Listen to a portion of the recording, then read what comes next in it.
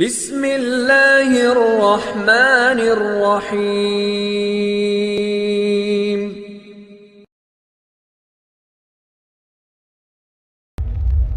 بسم اللہ الرحمن الرحیم۔ الحمد للہ الذی رفع السماء بقدرته ودحى الارض بمشیته واستوى على العرش بقوته ليس له بديل ولا عديل ولا شارك ولا مشارك ونشهد أن لا إله إلا الله وحده لا شريك له ونشهد أن سيدنا وسندنا وأولانا ومولانا محمدا عبده ورسوله الذي أرسل بالحق بشيرا ونذيرا وداعيا إلى الله بإذنه وسراجا منيرا.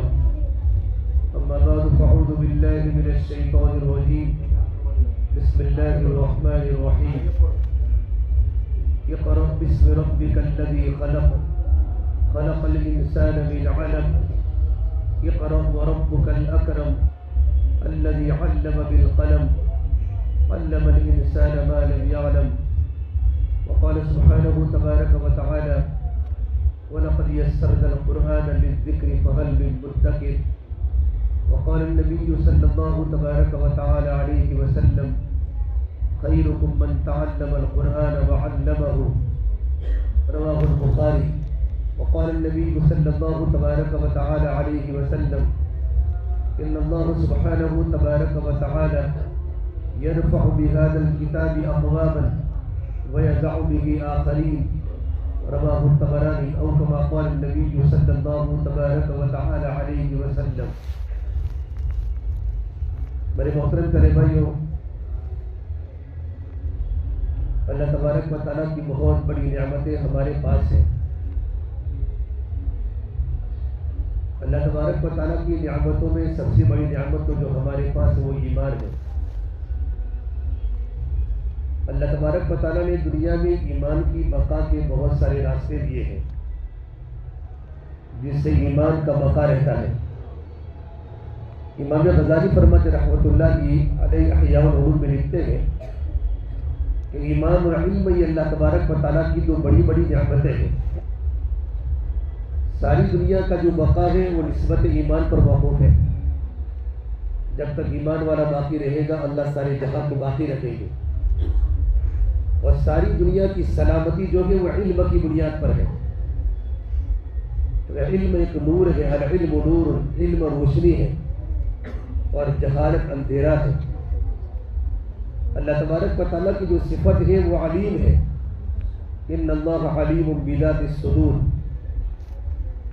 اللہ تبارک و تعالیٰ دنیا کی تمام چیزوں کو جاننے والے ہیں. اور فرمایا اللہ کے نبی صلی اللہ تبارک و تعالیٰ علیہ وسلم نے کہ میری دنیا میں آنے کا مقصد جو ہے مقصد وہ علم ہے. انما بعثت معلما. اللہ نے مجھے معلم بنا کر دنیا میں بھیجا.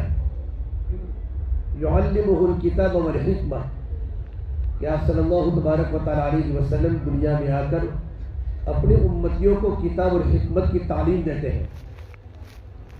علم کے بغیر دنیا میں اندھیرا ہے.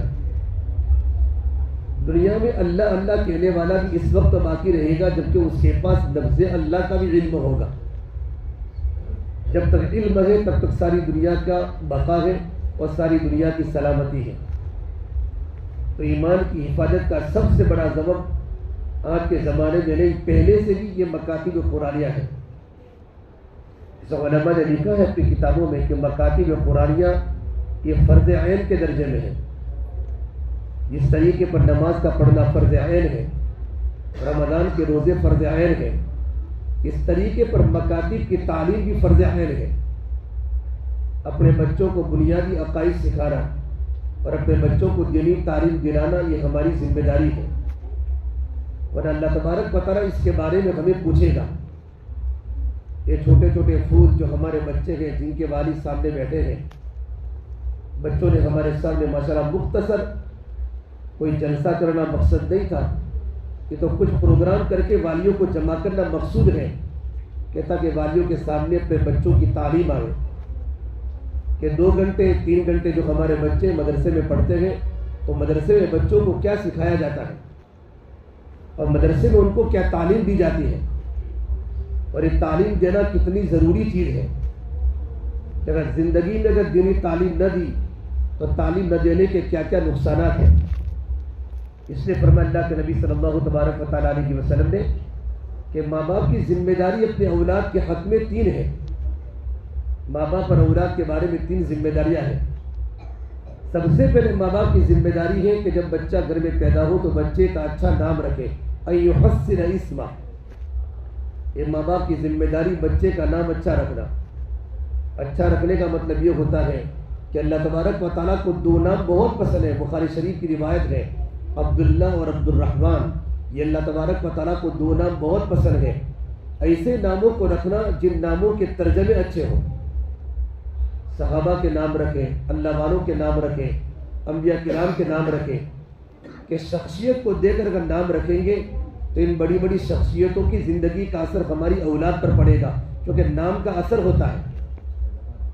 جہالت کے زمانے میں جب بہت سے صحابہ کرام جب اسلام میں داخل ہوئے تو اسلام میں داخل ہونے کے بعد آپ صلی اللہ تبارک و تعالیٰ علیہ وسلم نے ان کے ناموں کو بدلا جن ناموں کے ترجمے غلط تھے۔ تو ماں باپ کی پہلی ذمہ داری کہ اپنے بچے کا اچھا نام رکھے، جن کے معنی اچھے ہوں، صحابہ کے نام ہوں، صحابیات کے نام ہوں۔ نمبر 2 ماں باپ کی ذمہ داری ہے، اور نام رکھنے کے لیے کوئی پھوپھی نام رکھے، جیسے ہمارے معاشرے میں ہے کہ میرے بیٹے کا نام تو اس کی پھوپھی رکھے گی، ننیاد والے رکھے گے، دڑیاد والے رکھے گے۔ نام کے رکھنے کی ذمہ داری اس کے ماں باپ کی ہے کہ بچے کے پیدا ہونے کے بعد جب 7واں دن ہو جاوے تو بچے کا اچھا نام رکھے۔ اور نام رکھنے میں کوئی رسم اور کوئی رواج نہیں ہے، یہ ساری کی ساری رسم، یہ سارے کے سارے خرافات ہیں، خرافات۔ اور اگر ہم نے کوئی رسم کی بچے کی پیدائش پر تو زندگی پر ہمارا بچہ رسمیں بنائے گا، اس کی زندگی کبھی سنت پر نہیں جمے گی۔ فرمایا اللہ کے نبی صلی اللہ تبارک و تعالیٰ علیہ وسلم نے، ہر بچہ جو گھر میں پیدا ہوتا ہے وہ فطرت ایمان پر پیدا ہوتا ہے۔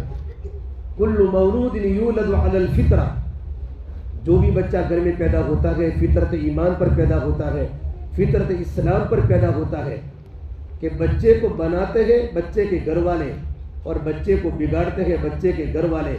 یہ فرمایا اللہ کے نبی صلی اللہ تبارک و تعالیٰ علیہ وسلم نے، فَأَبَوَاهُ يُهَوِّدَانِهِ وَيُنَصِّرَانِهِ وَيُمَجِّسَانِهِ، کہ اس کے ماں باپ بچے کو مجوسی بناتے ہیں، بچے کو نصرانی بناتے ہیں اور بچے کو یہودی بناتے ہیں۔ اگر ماں باپ یہودی ہوتے ہیں تو بچہ یہودی بنتا ہے، ماں باپ اگر کرسچن ہوتے ہیں تو بچہ عیسائی بنتا ہے، اور ماں باپ اگر یہودی ہے تو بچہ یہودی بنتا ہے۔ اور اگر ماں باپ مسلمان ہیں لیکن برائے نام گھر میں اسلام ہے، گھر میں نہ دین سے پوری دوری ہے، نہ اللہ کا پتہ ہے، نہ اللہ کے رسول کا پتہ ہے، نہ اہل بیت کے حالات سے واقف ہے، نہ صحابہ کی، نہ اولیاء کرام کی، نہ بزرگوں کی زندگی، نہ ماں باپ کو پتہ ہے، نہ گھر کے معاشرے میں ہے، تو بچہ تو گھر کا جیسا ماحول ہوگا ویسا بچہ بنے گا۔ کہ بچے کو جنت میں لے جانے کے لیے بھی ماں باپ ہے، کہ ماں باپ کی زندگی کو دیکھ کر بچہ جنت والے اعمال کرے گا۔ الحمدللہ اللہ کا بڑا کرم اور احسان ہے کہ ہمارے گجرات میں اور خصوصاً ہمارے احمد آباد سرخیز میں ایک مکاتب کی جال بچھی ہوئی ہے۔ ایک بہت بڑے اللہ والے حاجی امداد اللہ مہاجر مکی رحمۃ اللہ علیہ ہمارے بزرگوں میں ہیں، اور ہمارے بڑے بڑے بزرگوں کے شیخ ہیں، مولانا قاسم صاحب نانوتوی رحمۃ اللہ علیہ، حضرت مولانا رشید احمد گنگوگی رحمۃ اللہ علیہ، حضرت مولانا اشرف علی تھانوی رحمۃ اللہ علیہ، جو زمانے کے بڑے قطب تھے، زمانے کے بڑے مجدد حکیم الامت تھے۔ ان کے بھی شیخ حاجی امداد اللہ مہاجر مکی ہے، جن کی قبر مکۃ المکرمہ کا قبرستان جنت المعلا میں ہے۔ اللہ تعالیٰ نے ان سے بڑے بڑے دینی کام لیے۔ حضرت فرماتے ہیں مجھے اللہ کی ذات سے امید ہے کہ میں نے ہر عمل میں اخلاص لانے کی بڑی کوشش کی ہے، پروردگار عالم میرے سارے عمل کو قبول کرے گا، لیکن ایک عمل پر مجھے اللہ تعالیٰ کی ذات سے امید ہے کہ اس عمل پر پروردگار عالم میری مغفرت کرے گا، میرے گناہوں کو معاف کرے گا، اور میرا یہ عمل جنت میں لے جانے کا ذریعہ بنے گا، دنیا اور آخرت میں نجات کا ذریعہ بنے گا۔ سننے والے بڑے بڑے علماء تھے، بڑے بڑے شاگرد تھے، تو سننے والے علماء نے پوچھا حضرت وہ کون سا عمل ہے جس عمل پر آپ اتنے یقین کے ساتھ بولتے ہیں یہ عمل میری آخرت میں نجات کا ذریعہ بنے گا؟ تو حاجی امداد اللہ مہاجر مکی نے فرمایا کہ میں نے ہندوستان میں اور ہندوستان کے صوبوں میں میں نے جگہ جگہ پر جو مکاتب کی جال بچھائی ہے اور جگہ جگہ پر مساجد میں نے مکتب کا نظام قائم کیا ہے کہ مسلمانوں کے بچے اللہ کو بولتے ہیں اور مسلمانوں کے بچے اللہ کے نبی کا نام لیتے ہیں اور قرآن کریم کو پڑھتے ہیں اور ان کی زندگی اور ان کا دل قرآن کریم کے نور سے نورانی ہو رہا ہے.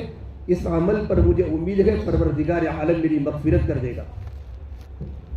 کہ ہمارے بچے اگر یہ ماحول نہ ہوتا اور یہ موسم بہار نہ ہوتی اور یہ دینی فضا قائم نہ ہوتی تو آج بھی اتنے بڑے لڑکے 16 سال کی عمر کے ہونے کے بعد بھی 17 سال بلکہ 20 سال 25 سال اور 30 سال کی عمر ہونے کے بعد بھی جب لوگوں سے ملاقات ہوتی ہے تو کہتے ہیں مولانا ہم کو قرآن کریم کا ایک حرف ابھی یاد نہیں ہے. ان ماں باپ کو کل قیامت کے دن اللہ تبارک و تعالیٰ ان کی غلطی پر اللہ پوچھے گا. کہ ماں باپ کی دوسری ذمہ داری کیا ہے؟ ان یعلمہ الکتاب اذا عقل. پہلی ذمہ داری ماں باپ کی ہے کہ بچے کا اچھا نام رکھے. نمبر 2 کی ذمہ داری کہ اپنے بچے کو دینی تعلیم دے.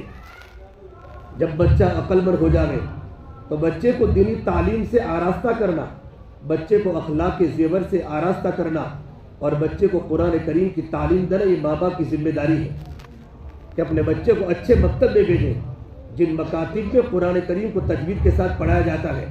آج ہمارے فتح واڑی میں ہمارے گھروں میں گھر پر بہت ساری آپائیں قرآن پڑھاتی ہیں اور کہتے ہیں بچے کا قرآن ختم ہو گیا اور ہم اپنے بچوں کو بھیج رہے ہیں، بچیوں کو بھیج رہے ہیں. اللہ کے واسطے کبھی اپنے بچوں کا قرآن سنا کہ میرے بچے نے قرآن ختم تو کیا، کہ میرے بچے کا قرآن صحیح ہے؟ صحیح تجوید کے ساتھ قرآن کریم کے پڑھنے کا حق ہے، بلکہ اہل علم نے لکھا ہے صحیح تجوید کے ساتھ قرآن کریم کا پڑھنا فرض ہے.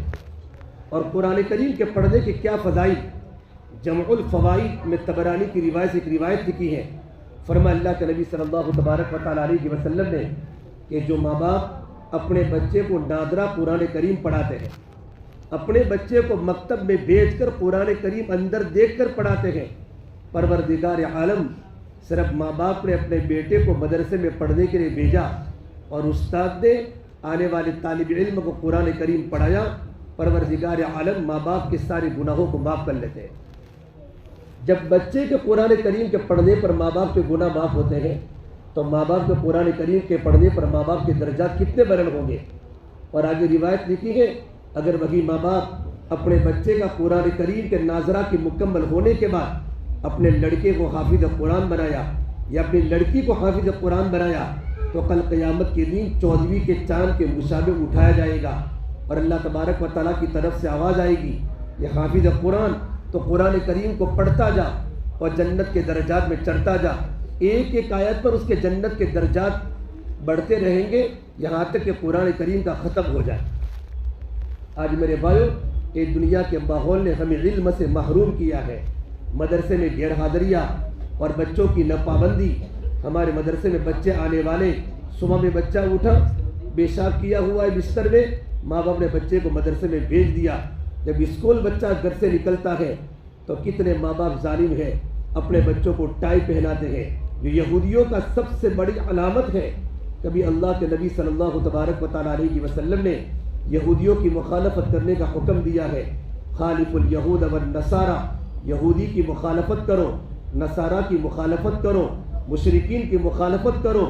عبادات میں مخالفت کرنے کا حکم دیا ہے. عبادات میں بھی تو جہاں رسم ہے، آج ہمارے بچے ٹائی لگا کر اور ماں باپ یہ سمجھتے ہیں کہ احمد آباد کی کون سی اسکول اچھی ہے، اعلیٰ ڈگری والی اسکول ہو، وہاں کے پڑھانے والے ٹیچر ہائی فائی ہو، تعلیم یافتہ ہو، وہاں کا نظم و نسق مضبوط ہو، وہاں ڈسپلن ہو، تاکہ میرا بیٹا اعلیٰ قسم کی ڈگری لے کر میرا بیٹا دنیا کماوے.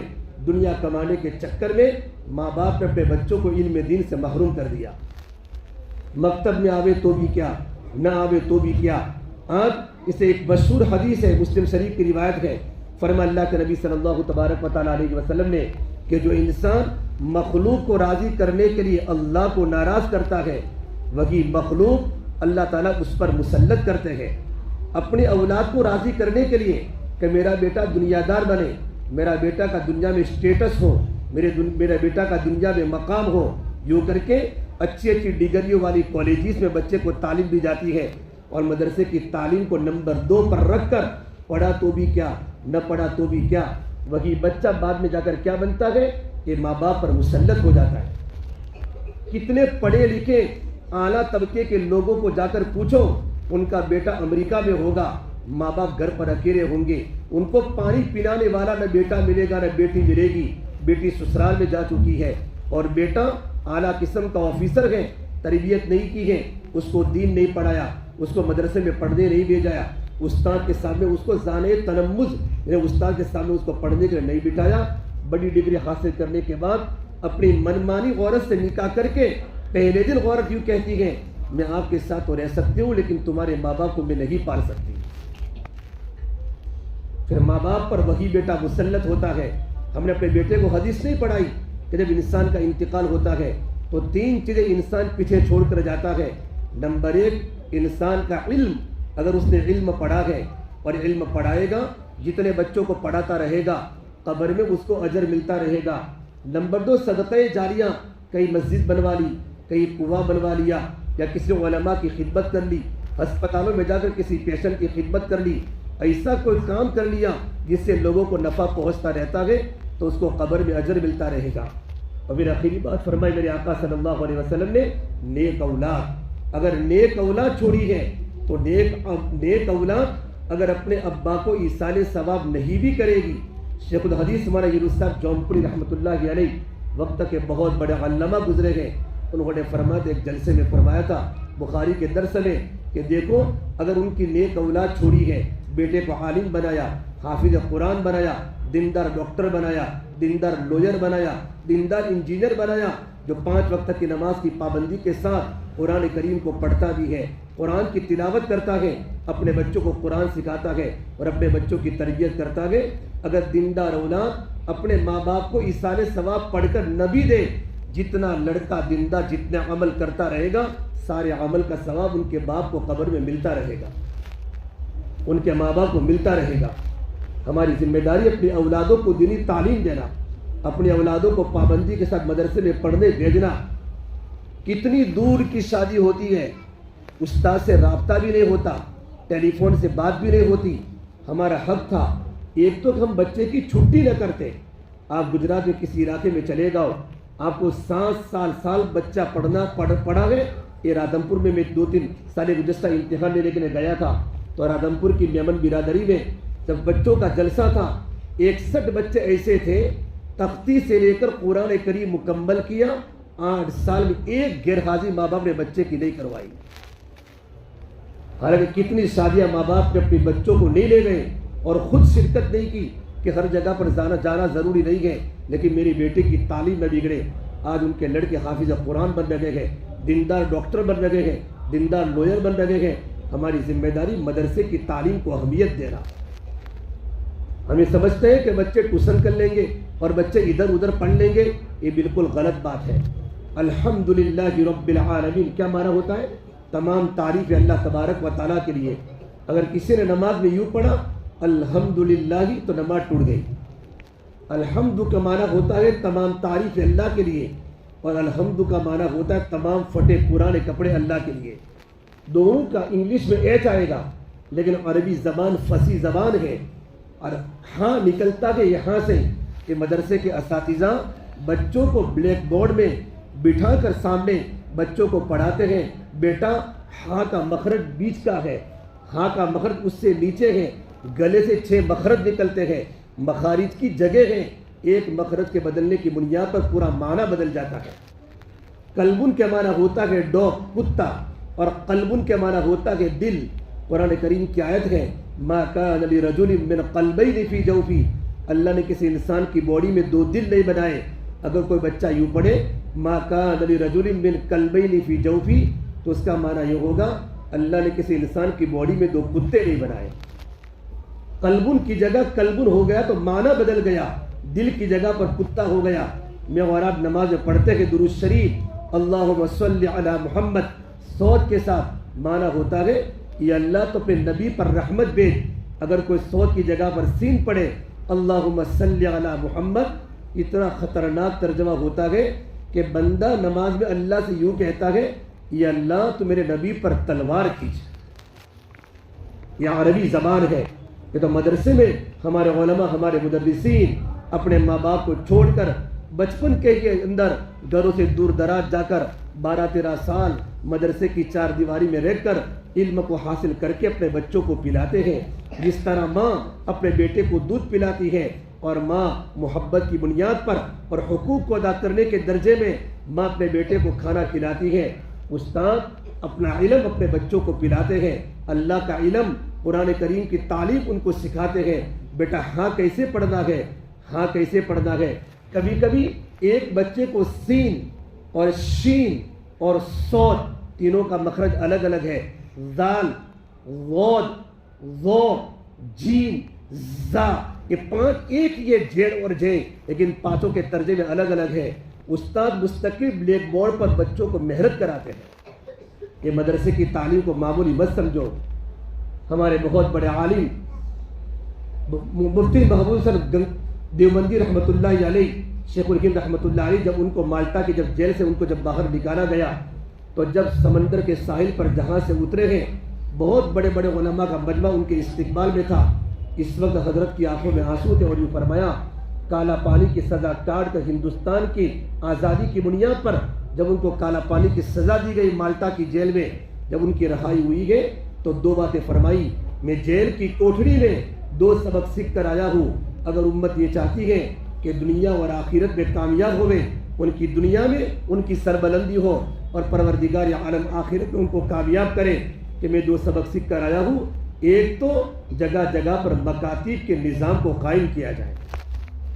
اگر مسلمانوں کو اگر اپنا ایمان بچانا ہو اور اپنا دین بچانا ہو اور مستقبل کو روشن بنانا ہو تو مکاتب کی تعلیم بنیادی ہے. کہ تو ہمارے ہندوستان کا ماحول ہے کہ چھوٹے چھوٹے بچے مدرسے میں پڑھتے ہیں. اب افریقہ کے علاقوں میں چلے جاؤ اور عرب کے علاقوں میں چلا جاؤ، عشاء کی نماز کے بعد اور ہر نماز کے بعد 70 سال کا بوڑھا بھی اور 80 سال کا بوڑھا بھی اور 25 سال کے 50 سال کے لوگ بھی قرآن کریم کو سیکھ رہے ہیں، قاعدہ سیکھ رہے ہیں. ایک علم کا ماحول پوری دنیا میں ہے، علمی فضا ہے. بڑی بڑی عمر میں لوگ قرآن کریم کو پڑھ رہے ہیں، قرآن کریم کے حافظ بن رہے ہیں. یہ بھائیو قرآن کریم کی محنت کرنی ہے موت تک. علماء نے لکھا ہے علم کو حاصل کرو گہوارے سے لے کر قبر کے گڑھے تک. اطلب العلم من المہدی الى اللحدی. کہ ہمارے بچے ہمارے پاس امانت ہے، مدرسے میں بیچ کر ہمارا سب سے پہلے ہمارا تعلق استاد سے ہو. ماں باپ کی ذمہ داری استاد کے کانٹیکٹ میں رہے. 1 مہینہ پورا ہو جاوے استاد کے پاس بیٹھے، استاد میرا بیٹا کیسا چلتا ہے، میرے بیٹے کے مہینے کے پہلے کا سبق کتنا تھا، میرا بیٹا 1 مہینے میں کتنا آگے بڑھا، 1 مہینے کی میرے بیٹے کی کتنی گیرادری ہوئی. اور میرے بھائیوں سب سے بڑی ذمہ داری تو عورتوں کی ہے. اللہ کا بڑا کرم ہے، آج سارے کے سارے والی جمع ہوئے ہیں، لیکن جب بھی احمد آباد میں والی سمینر ہوتا ہے اکثر مستورات ہوتی ہے، مرد بہت کم آتے ہیں، کیونکہ بچوں کے پیچھے جو محنت ہوتی ہے وہ ماں کی ہوتی ہے. اس لیے آپ دیکھیں گے جتنے ہمارے بڑے بڑے اکابر دنیا میں ہیں جن کا نام لینے میں ہماری زبان میٹھی ہو جاتی ہے، چاہے وہ سیدنا عبد القادر جیلانی ہو، نظام الدین اولیاء ہو، اور بڑے بڑے علماء مولانا قاسم نانوتوی رحمۃ اللہ علیہ ہو، علامہ معین چشتی اجمیری ہو، مولانا الیاس صاحب رحمۃ اللہ علیہ ہو، مولانا عمر صاحب پالنپوری ہو، مولانا مدنی ہو. ان تمام بزرگوں کی زندگی کو دیکھیں گے، ان کی ولایت کے پیچھے ان کی ماؤں کی تربیت ہے. ان کی ماں کی دینداری کی بنیاد پر بچے دیندار بنے گئے. اس لیے ہماری ذمہ داری بچے کو مدرسے میں ٹائم پر بھیجنا. میرا بیٹا کیا پڑھتا ہے، میرے بیٹا گھر پر جا کر بچوں کو بٹھاوے. اسکول کے ہوم ورک کی ماں باپ کو فکر ہوتی ہے کہ میرے بیٹے نے اسکول کا ہوم ورک نہیں کیا. کبھی آپ نے سنا کہ بیٹا تو نے مولانا مدرسے میں کیا سبق دیا ہے؟ بلکہ کتنے ماں باپ تو بالکل جاہل تھے. جب بچہ گھر پر آیا اور بچے نے قرآن کریم کو پڑھا تو ماں باپ نے اپنے بچوں سے قرآن کریم کو سیکھا اور ماں باپ کو قرآن کریم کے سیکھنے کا شوق پیدا ہوا. بچہ مدرسے سے جاتا ہے، میں آپ کو کیا بتاؤں، میرے خود اپنے آنکھوں سے جب ماں باپ اپنے بچے کو لینے آتے ہیں، بچہ ٹوپی پہن کر مدرسے سے باہر نکلا اور باپ نے سب سے پہلے کہا بیٹا ٹوپی لے کر اور جیب میں ڈال. تو باپ اپنے بیٹے کو کیا بنوانا چاہتا ہے؟ کیا مجھے اور آپ کو اللہ کے نبی کی زندگی پسند نہیں ہے، اللہ کے نبی کے طریقے پسند نہیں ہے؟ باپ کی خود اپنے بیٹے کے سر سے ٹوپی اترواتا ہے، اور جب نائی کی دکان پر جاتا ہے اور اپنے بیٹے کے بال کٹواتا ہے تو کون سے بال کٹاتا ہے؟ اس باپ کے سامنے میرے نبی ہیرو نہیں ہے، اس باپ کے سامنے دنیا کے تمام پتنگے اور جو دنیا کے لفنگ ہیں وہ ہیرو ہیں، ان کے مطابق باپ اپنے بچوں کے بال کٹواتا ہے۔ میرے بیٹے کی سیروں کے بال کاٹو کہ اوپر کے بال بڑے ہو، پیچھے کے بال چھوٹے ہو۔ مشکا شریف کی روایت ہے، فرمایا اللہ کے نبی صلی اللہ تبارک و تعالیٰ علیہ وسلم نے کہ اگر جس آدمی نے اوپر کے بالوں کو بڑا کاٹا اور نیچے کے بالوں کو چھوٹا کیا، جس کو عربی میں قضا کہتے ہیں، اس پر آسمان کے فرشتوں کی بھی لعنت ہے، زمین کے فرشتوں کی بھی لعنت ہے، وہ اللہ کی رحمت سے دور ہو جاتا ہے۔ چھوٹی چھوٹی باتوں پر عمل کرے، چھوٹی چھوٹی باتیں، ماں باپ کی ذمہ داری، اپنے بچوں کو چھوٹی چھوٹی باتیں سکھاؤ۔ اللہ نے قرآن کریم میں فرمایا، یا ایھا الذین آمنوا قوا انفسکم واہلیکم نارا وقودھا الناس والحجارہ، اے ایمان والو اپنے آپ کو، اپنے گھر والوں کو آگ سے بچاؤ جس کا ایندھن انسان اور پتھر ہوگا۔ حضرت علی رضی اللہ تعالیٰ عنہ اس آیت کی تفسیر میں فرماتے ہیں، علموا اولادکم الدین، اپنی اولادوں کو اللہ کا دین سکھاؤ۔ یہ چھوٹے چھوٹے بچے، ایک بچہ اگر نکل گیا، مفتی بن گیا، عالم بن گیا، اللہ کا دین کا داعی بن گیا، ہزاروں انسانوں کی زندگی کے بدلنے کا ذریعہ بن جائے گا۔ میورا قبر میں چلے جائیں گے اور ہمارے بیٹے کا علم اور ہمارے بیٹے کی قربانی اور ہمارے بیٹے کا راتوں کا رونا ہمارے قبر کے اندر پہنچتا رہے گا۔ اس لیے یہ مکتب کی تعلیم کو معمولی مت سمجھو، مکتب کی تعلیم کو معمولی مت سمجھو۔ مولانا علی میاں ندوی رحمۃ اللہ علیہ، جن کا انتقال 22 سال پہلے ہو چکا، زمانے کی بڑی شخصیت تھی، مفکر اسلام تھے۔ وہ فرماتے تھے، جب میں گھر میں پیدا ہوا میرا پورا گھر کا ماحول دینداری والا تھا، رات کا وقت ہوتا تھا، میرے گھر میں میری ماں تہجد میں روتی تھی، میری بہنیں تہجد میں روتی تھی، اور میری ماں بچپن سے مجھے گھر میں بٹھا کر اللہ کی بڑائی کی باتیں کرتی تھی، اللہ کے نبی کی محبت دل میں بٹھاتی تھی، صحابہ کے قصے سناتی تھی۔ آج تو باپ کو بیٹے کے پاس بیٹھنے کا ٹائم نہیں ہے۔ جب بچہ گھر پر آتا ہے اور چھوٹی چھوٹی عمر بچوں کو ٹیوشن کرانا، بھائی 10ویں میں ٹیوشن کی کبھی ضرورت پڑتی ہے۔ آج اتنا ہمارے بچے کو مشغول کر دیا کہ بچے کی نوش و نما نہیں بڑھ رہی ہے، بچے کی عقل نہیں بڑھ رہی ہے۔ اسکول گیا، مدرسے میں صرف 2 گھنٹے گیا، اسکول سے آنے کے بعد ٹیوشن گیا، اتنا کرنے کے باوجود بچے کا حال وہی 0 کا 0 ہے۔ آدمی کی میموری کی ایک طاقت ہوتی ہے، میموری کی طاقت ہوتی ہے، جتنی میموری کی طاقت ہوگی اتنا بچہ پڑھے گا۔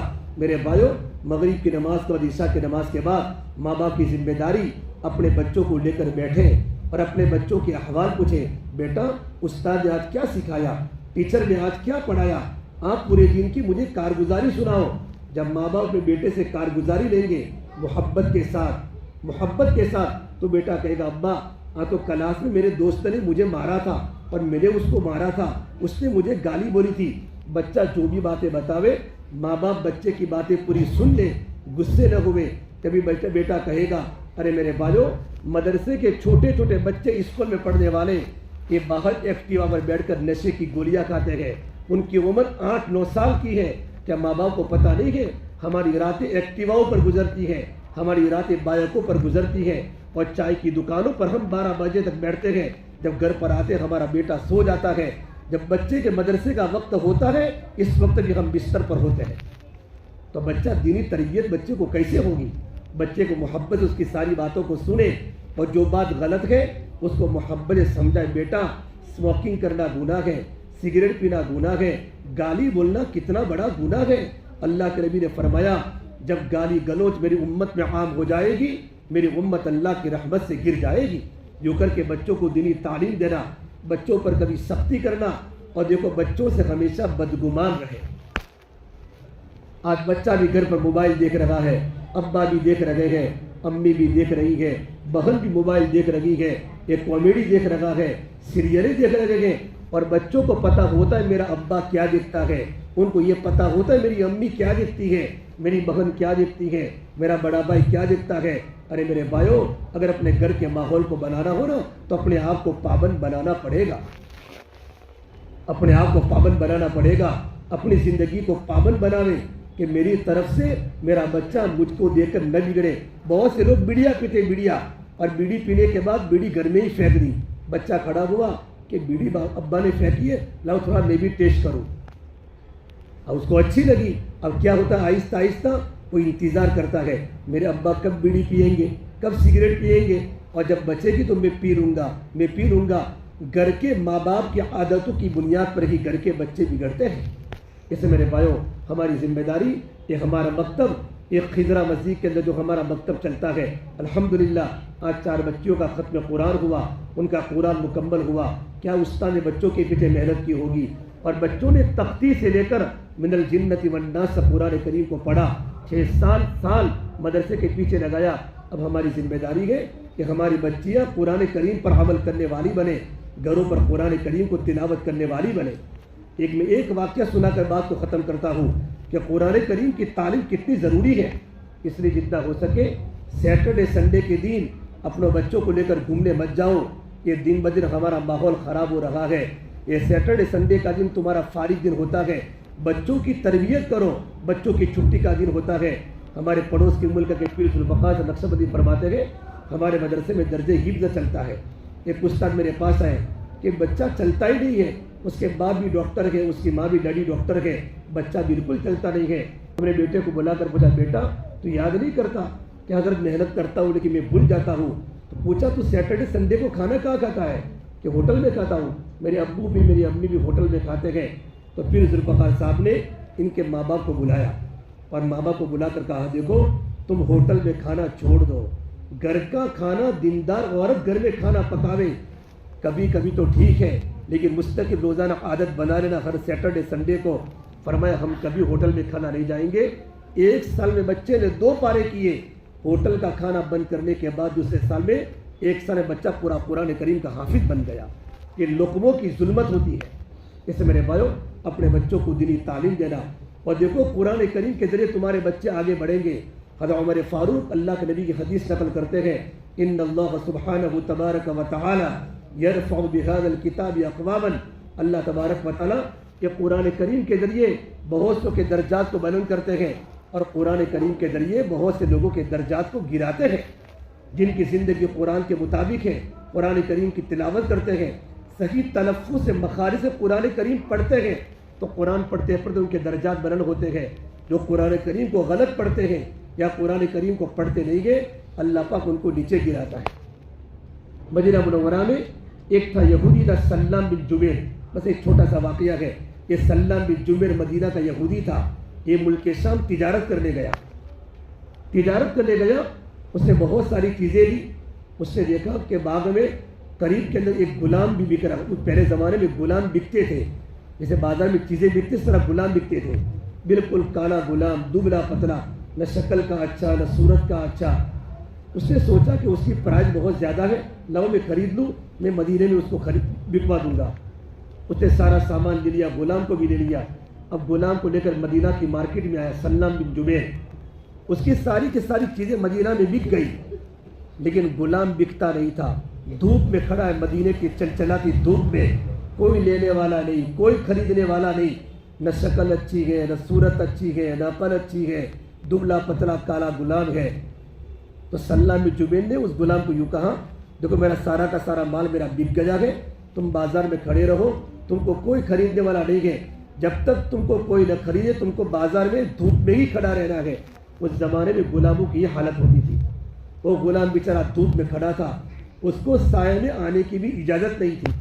مدینہ منورہ میں ایک عورت تھی سبیتا نام کی، اس نے سوچا یہ غلام بیچارہ کالا غلام ہے، اس کا تو یہاں کوئی نہیں، پردیسی غلام ہے، لاؤ میں غلام کو خرید لوں۔ اس کے دل میں ہمدردی تھی، غلام کو خرید لیا۔ غلام کو خریدنے کے بعد گھر لے گئی، اور تھوڑے دنوں کے بعد مکہ المکرمہ کے ایک تاجر ابو حذیفہ، تو بعد میں صحابی رسول بنے، وہ بھی ملک شام تجارت کرنے گئے تھے۔ ملک شام سے مدینہ آئے، اور پھر مدینہ سے ان کو مکہ جانا تھا۔ چند دن مدینہ منورہ میں رہے، تو مدینہ منورہ میں رہنے کے بعد کسی نے کہا کو پتا ہے کہ سبیتا نام کی بہت تعریف سنی کہ کتنی خیر خواہ عورت ہے، ایک غلام کو اس نے خرید لیا، اپنے گھر پر غلام کو رکھتی ہے، اس کو کھانا کھلاتی ہے، اس کو پانی پلاتی ہے۔ تو ابو حذیفہ نے سوچا ایسی دیندار عورت سے تو مجھے نکاح کر دینا چاہیے۔ نکاح کا پیغام بھیجا۔ سبیتا کے ماں باپ نے سوچا ابو حذیفہ مکہ کے بزنس مین کے، مکہ کے تاجر ہیں، اچھے خاندان میں ہیں، لڑکی کا رشتہ آیا ہے، چلو رشتہ قبول کروا لیتے ہیں۔ اب چنانچہ نکاح ہو گیا، اور نکاح ہونے کے بعد حضرت ابو حذیفہ چند دن مدینہ منورہ میں رہے، پھر وہاں سے جب مکہ جانے کا ارادہ کیا تو اپنی بیوی سبیتا کو ساتھ میں لے لیا۔ جب سبیتا جانے لگی تو غلام جس کا نام تھا سالم وہ بھی ساتھ میں ہو گئے، کیونکہ ان کے غلام تھے۔ جب مکہ المکرمہ پہنچے تو مکہ میں جانے کے بعد ان کے دوست عثمان بن عفان جو اللہ کے نبی کے صحابی ہیں، اللہ کے نبی کے داماد تھے، ان سے ملاقات کرنے گئے تو انہوں نے برابر ملاقات نہیں کی۔ جس طرح پہلے سفر کے پہلے جو ملاقات کا کرنے کا طریقہ تھا، گرم جوشی سے استقبال کرنے کا جو انداز تھا، بلکہ یوں ہاتھ ملا کے نکل گئے۔ تو کہا عثمان مجھ سے آپ کو کوئی تکلیف ہے؟ آپ مجھ سے برابر نہیں ملے؟ کہا نہیں تکلیف تو کچھ نہیں ہے، لیکن محمد عربی صلی اللہ تبارک و تعالیٰ علیہ وسلم اللہ کے نبی ہیں، میں ان کے ہاتھ پر ایمان قبول کر چکا ہوں، تم کافر ہو اور میں مسلمان ہو کر تم سے زیادہ ملاقات نہیں کر سکتا۔ پکے دوست تھے کہ مجھے بھی اسلام قبول کرنا ہے۔ عثمان بن عفان ان کو لے کر حضور کی خدمت میں گئے۔ اللہ کے نبی صلی اللہ تبارک و تعالیٰ علیہ وسلم نے ان کے سامنے اسلام کے فضائل سنائے، ایمان کی باتیں بیان کی، تو اسلام میں داخل ہو گئے۔ اسلام میں داخل ہونے کا وہ حذیفہ گھر پر آئے اور اپنی بیوی کے سامنے تذکرہ کیا، ان کی بیوی نے بھی اسلام قبول کیا اور ان کے غلام سالم نے بھی اسلام قبول کیا۔ اب میں آگے کی بات بتاتا ہوں۔ وہ سالم جن کو کوئی خریدنے والا نہیں تھا، حضور کی خدمت میں مکتب میں جاتے رہے۔ میرے نبی کا جو مدرسہ تھا، مدرسہ اس میرے نبی کے پاس پڑھنے جاتے رہے اور اتنا اچھا قرآن پڑھنے لگے کہ ایک مرتبہ آپ صلی اللہ تبارک و تعالیٰ علیہ وسلم مکہ المکرمہ بیت اللہ میں جا رہے تھے، دیکھا راستے میں سارے قرآن پڑھ لگے ہیں۔ اللہ کے نبی وہی کھڑے ہو گئے، ان کا قرآن سننے لگے اور میرے نبی کی آنکھوں میں ٹپ ٹپ آنسو گرنے لگے اور یوں کہا تمام تعریف اللہ تبارک و تعالیٰ کے لیے ہے جس نے میری امت میں سے قرآن کریم کو پڑھنے والے پیدا کیے۔ جس پر قرآن اترا ہے، اللہ کے نبی یہ اپنے اس امتی کی تعریف کر رہے ہیں، اپنے امتی کی جس کو بازار میں کوئی خریدنے والا نہیں تھا۔